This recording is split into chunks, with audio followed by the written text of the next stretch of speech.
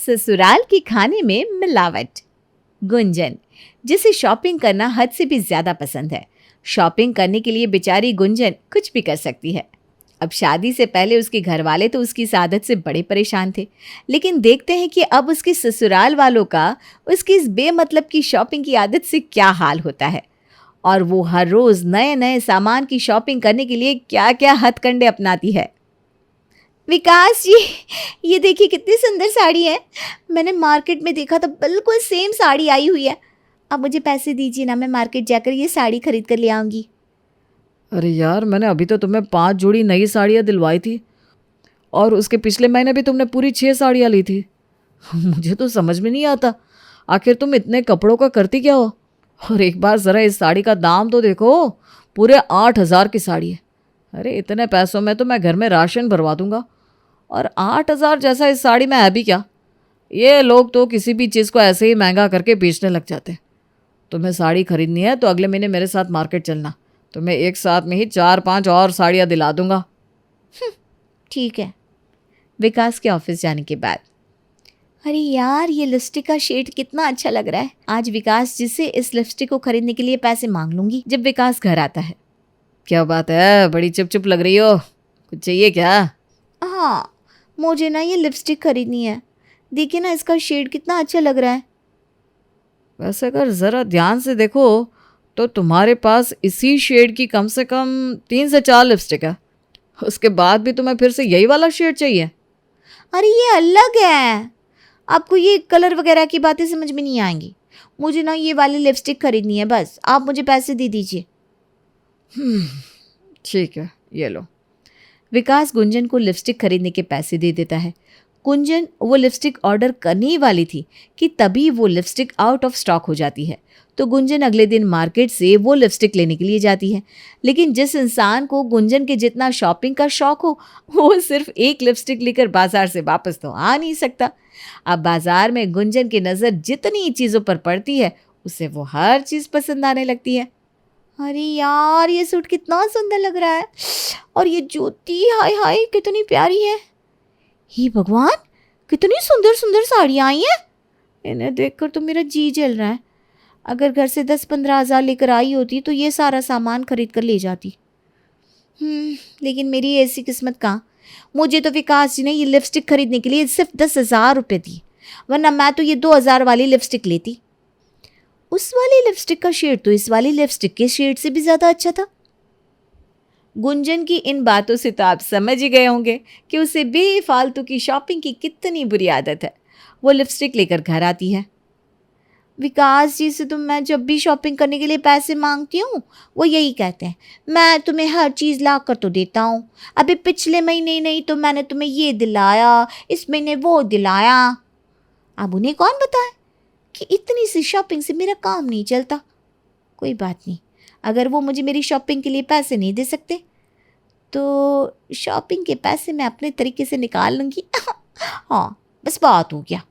शाम के समय, अच्छा सुनिए ना, महीने का राशन ख़त्म होने वाला है।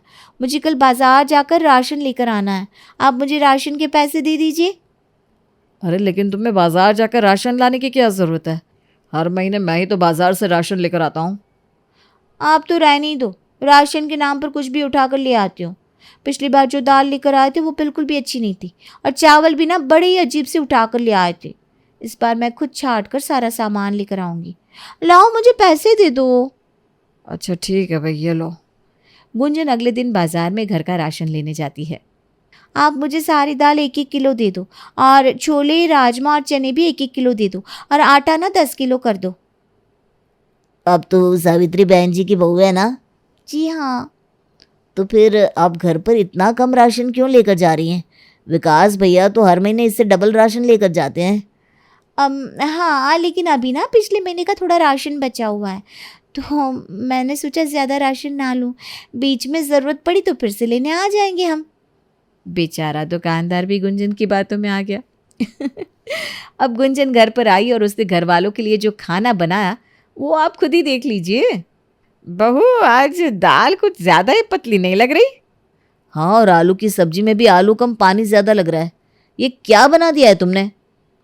अरे आज ना मैंने एक डॉक्टर की वीडियो देखी। वो बोल रही थी कि ज़्यादा गाढ़ी सब्जी खाने से एसिडिटी होती है, और आप तो जानती हो कि मम्मी जी और पापा जी को कितनी ज़्यादा एसिडिटी होती है। तब मुझे समझ में आया कि ये सब गाढ़ी सब्जी खाने की वजह से हो रहा है। इसीलिए मैंने आज दाल और सब्जी में ज़्यादा पानी डाला है, ताकि इसे खाने से मम्मी पापा को एसिडिटी ना हो। अच्छा, चलो ठीक है, कोई बात नहीं। लेकिन बेटा, मैंने तो सुना था कि सब्जी में ज़्यादा तेल मसाले होने की वजह से एसिडिटी होती है। ये गाढ़ी पतली सब्जी वाली बात तो मैं पहली बार सुन रहा हूँ। अरे पापा जी, यही बातें तो छुपे हुए राज होते हैं जो हर कोई नहीं बताता। आज मुझे पता चल गया तो अच्छा हुआ ना। अब से आपको खाने में एसिडिटी नहीं होगी, देखना आप। सब लोग गुंजन की बात मानकर खाना खा लेते हैं। गुंजन अगले दिन सभी के लिए फिर से उसी सब्जी में तड़का लगाकर सभी को दे देती है। अरे गुंजन, तुमने कल भी ये आलू की सब्जी हमें खिलाई थी और आज फिर तुम हमें आलू की सब्जी खाने के लिए दे रही हो। आज तुमने खाना नहीं बनाया क्या? अरे बनाया है ना, ये आलू की सब्जी कल की नहीं है, इसे तो मैंने अभी बनाया है। कल मुझे वो पतली तारी वाली आलू की सब्जी इतनी पसंद आई कि मेरा आज फिर से खाने का मन कर गया, तो मैंने आज फिर से यही वाली आलू की सब्जी बना ली। अच्छा चलो ठीक है, लेकिन आज तुमने खाने के लिए रोटी क्यों नहीं बनाई, सिर्फ चावल बना दिए? लगता है अभी आपको पता नहीं है, एक समय पर हमें दो दो अनाज नहीं खाने चाहिए, इससे शरीर को नुकसान होता है और हमारा शरीर ना बहुत ज़्यादा सुस्त हो जाता है। इसलिए आज से एक समय पर एक ही अनाज खाना, और एक टाइम रोटी और एक टाइम चावल। अरे अब जल्दी जल्दी खा लीजिए वरना खाना ठंडा हो जाएगा। गुंजन ने अपनी बातों में फंसाकर वही रात की बची हुई सब्जी उन्हें खिला दी। रात के समय, बहू आज तूने रोटियां कुछ ज़्यादा पतली नहीं बनाई क्या? नहीं तो मम्मी जी, रोटियां तो बिल्कुल ठीक है। नहीं बहू, रोटियां तो मुझे भी कुछ ज़्यादा ही पतली लग रही है। अरे पापा जी, सब लोग घर पर रोज़ रोटी चावल दोनों एक साथ खाते थे, तो रोटियों पर ज़्यादा किसी का ध्यान नहीं जाता था। आज मैंने रोटी के साथ चावल नहीं बनाया ना, तो शायद आपका ध्यान रोटी पर जा रहा है, इसीलिए आपको रोटी ज़्यादा पतली लग रही है, वरना मैं तो हर रोज़ ऐसी ही रोटी बनाती हूँ। अच्छा, अगर तुम कह रही हो तो फिर ठीक ही कह रही होगी। एक दो दिन तो घर वाले जैसे तैसे करके उस खाने को खा लेते हैं, लेकिन अब दिन पर दिन सब्जी और दाल और पतले होते जाते हैं और रोटियां और छोटी। अरे बहू, ये तू दिन पर दिन हमें कैसा खाना खिलाती जा रही है? कभी दाल पतली होती है, कभी सब्जी, लेकिन आज तो मुझे सब्जी के अंदर सब्जी नज़र ही नहीं आ रही। ये किस चीज़ की सब्जी बनाई है तूने? नहीं माँ जी, ये सब्जी नहीं है ये सूप है। इतना पतला? अरे इतना पतला कौन सा सूप होता है भाई? और सूप को रोटी के साथ कौन खाता है? यार आजकल तुम क्या खाना बना रही हो, मुझे तो बिल्कुल समझ में नहीं आ रहा। प्लीज़ तुम पहले जैसा खाना बनाती थी वैसे ही खाना बनाया करो। ये खाना ना अब मुझसे खाया नहीं जा रहा। अच्छा ये सब छोड़ो बहू, कल तेरे पापा जी का जन्मदिन है तो तू घर पर खीर बना लेना, और प्लीज़ खीर के अंदर ड्राई फ्रूट्स डाल देना। कहीं बोले कि ड्राई फ्रूट से भी एसिडिटी होती है। गुंजन अगले दिन अपने ससुर जी के बर्थडे के लिए खीर बनाकर तैयार करती है, लेकिन ना तो उस खीर में ये समझ में आता है कि इसके अंदर चावल कहाँ है, और ना ही उसके अंदर किसी को दूध दिखाई देता है, और ड्राई फ्रूट उसका तो नामो निशान उस खीर में कहीं भी नहीं था। बेटा, मैंने तुझे खीर बनाने को कहा था। ये क्या है? अरे आखिर है क्या ये? ये खीर है मम्मी जी। वो खीर को पकने में बहुत टाइम लग रहा था ना, तो मैंने खीर को मिक्सी में घुमा दिया ताकि चावल जल्दी गल जाए, और ड्राई फ्रूट्स को भी उसी के अंदर पीस दिया, इसलिए शायद आप सबको कुछ नज़र नहीं आ रहा, लेकिन फिर भी बनी बहुत टेस्टी है। आप एक बार खा कर देखिए। देखा बहू, खा कर भी देखा, इसीलिए तो दोबारा खाना नहीं चाहता। अरे बेटा, क्यों करती है ऐसा? हमसे कुछ गलती हो गई है तो मैं माफ़ी मांगता हूँ, माफ़ कर दे, लेकिन ऐसा खाना मत बना, ये सज़ा हम झेल नहीं पाएंगे। उस समय तो घर वाले जैसे तैसे गुंजन के बने ऐसे खाने को खा लेते हैं। तभी कुछ दिन बाद सावित्री के पास उसकी बेटी प्राची का फ़ोन आता है। हेलो माँ, कैसी हो तुम? अरे मैं तो ठीक हूँ बेटा, तू बता, आज तो बड़े दिनों बाद फ़ोन किया। हाँ माँ, वो कुछ दिनों से काम थोड़ा ज़्यादा ही बढ़ गया था, तो तुमसे बात करने का भी टाइम नहीं मिल रहा था। मैं सोच रही हूँ कि बहुत दिन हो गए सबसे मिले, तो राघव जी के साथ घर आ जाऊँ। अरे बेटा, ये तो बहुत अच्छा होगा, कम से कम तेरे बहाने हमें कुछ अच्छा खाने को तो मिलेगा। क्या मतलब?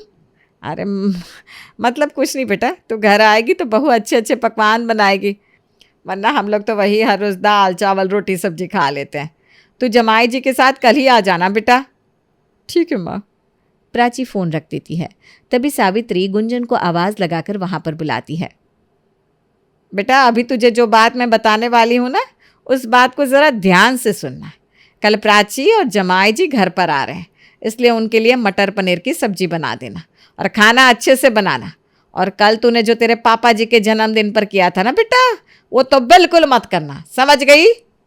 हाँ मम्मी जी, मैं समझ गई। आप ना बिल्कुल चिंता मत कीजिए, मैं कल सबके लिए बहुत अच्छा खाना बनाऊंगी और स्पेशल मटर पनीर भी बनाऊंगी। आप ना बिल्कुल टेंशन ना ले। गुंजन सावित्री को खुशी खुशी ये सारी बातें बोलकर आ जाती है, लेकिन अपने कमरे में आकर गुंजन अपना मुंह बना लेती है। एक तो मैं इतनी मुश्किल से थोड़ी थोड़ी बचत करके पैसे जोड़ रही हूँ, और मम्मी जी है, इनको अभी ही दीदी को घर बुलाना था।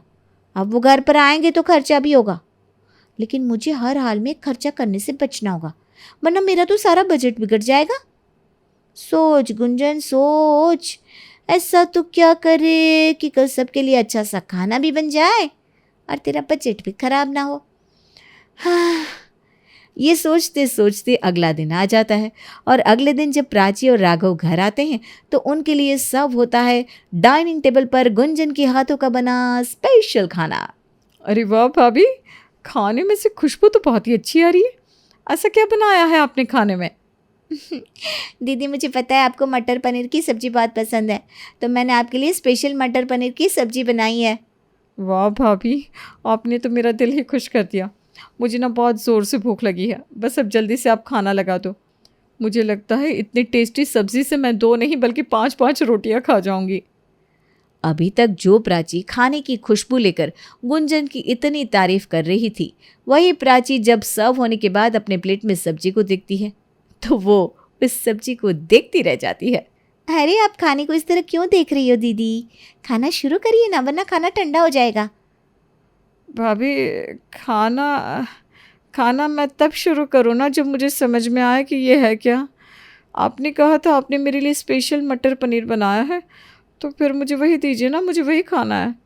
अरे दीदी, क्या आप भी मेरे साथ मजाक कर रही हो? यही तो है मटर पनीर। मैंने अभी अभी तो आपकी कटोरी में मटर पनीर डाला। क्या? क्यों? क्या?